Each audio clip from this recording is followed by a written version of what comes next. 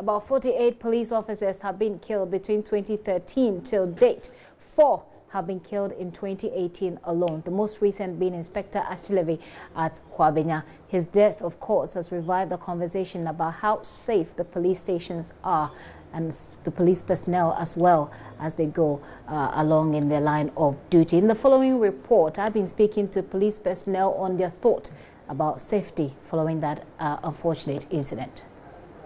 Statistics from the police service show 48 officers have been killed between 2013 and 2018, 4 so far in January 2018 alone. Beyond the statistics are lives and people with families. Inspector Adolf Muche, Constable Prosper Ashinyo, General Lance Corporal Danso Enimon, and the latest, perhaps most shocking, Inspector Emmanuel Ashilevi, who was killed at the Kwabenya police station after 3 officers were taken hostage and 7 prisoners freed. Scenes on my trip recently to the Bono Half-One Volta regions served as a rude awakening, though not so surprising. Police personnel at barriers in practically the middle of nowhere, in total darkness and without bulletproof vest, yet no visible sign of arms. In an era of sophisticated crimes, most police stations like Kwabenya usually have a handful of personnel seated by a counter with foolscap notebooks. A phenomenon that makes one wonder how safe the police is in the discharge of their duties.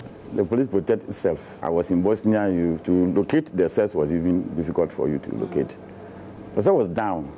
And the station is up, so you need to clamp down before you can even get there. For most of the police stations? Yes. Wow. But now the new leadership, the Mr. Santia Pio2, who is doing this transformation exercise, and it was more later effort to do some transformation. There may not be any need to keep even men in custody. Grant them bail, but you know the judicial system, the criminal justice system, we are working in tandem with the court and the prisons. If the court is not working, what do you do? By 6 o'clock, you cannot enter the prisons. You have to bring them back to ourselves. We need to grant them bail. You know how our system works. We visit my whole Bangwe, whole Liha, house number. You cannot locate any house number there. Unlike other public servants, the police can neither embark on industrial actions nor speak freely to the media about their problems, except its leadership, and that rarely happens. I caught up with the Volta Regional Police Commander, DCOP Nana Asamohene. No, we admit that we don't have the full complement of our logistics. It's not available as at now. So we plead with the authority, that is the government, to provide all these things. I'm sure they're taking it on board. We are not fully protected. After it's not 100% proof. We have some, but not enough. We need more. We wish that everybody will have that protective gear. Everybody going along must have a walkie-talkie. Everybody moving around must have a full complement. Carrying, say, the AK-47 around. A sidearm, everybody must have. But as at now, no, we don't have it. So we cannot say we are 100% protected. But at least within what we have, we are working with it. The Bosnian trained officer is at least frank about the situation. But many police officers, especially those in junior ranks, suffer in silence in the line of duty.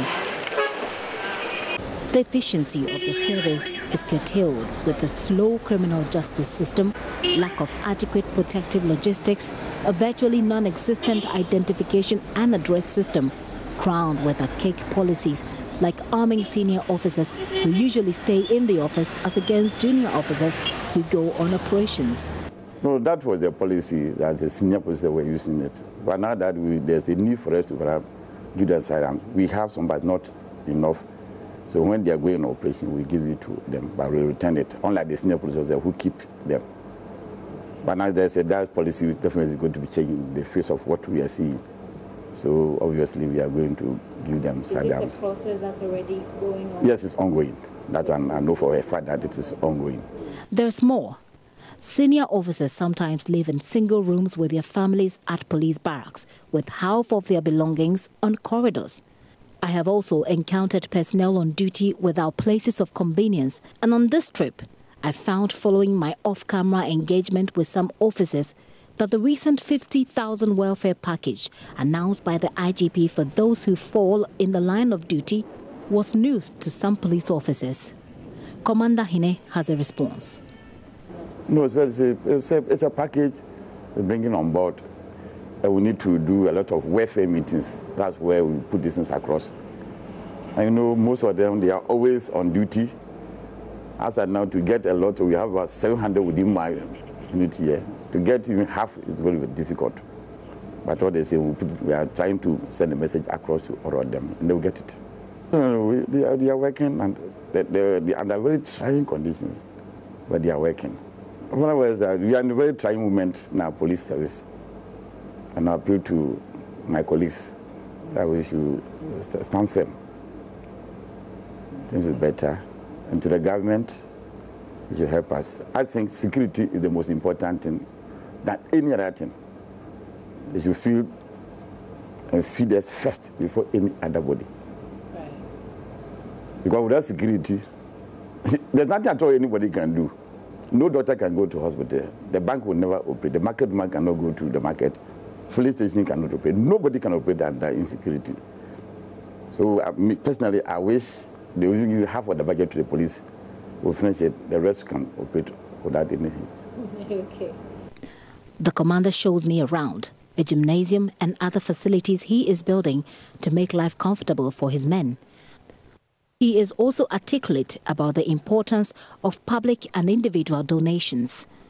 But experts have raised serious concerns about security agencies' reliance on donations and individual support. Well, the latest from the quarters of the police service is to seek spiritual intervention.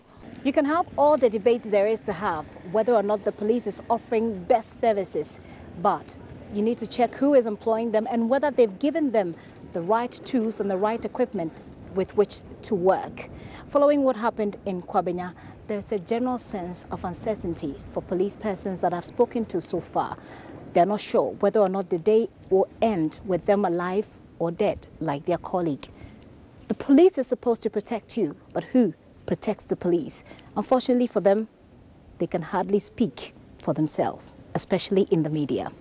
Kiptiandopia, JoyNews, Ho, Volta Region.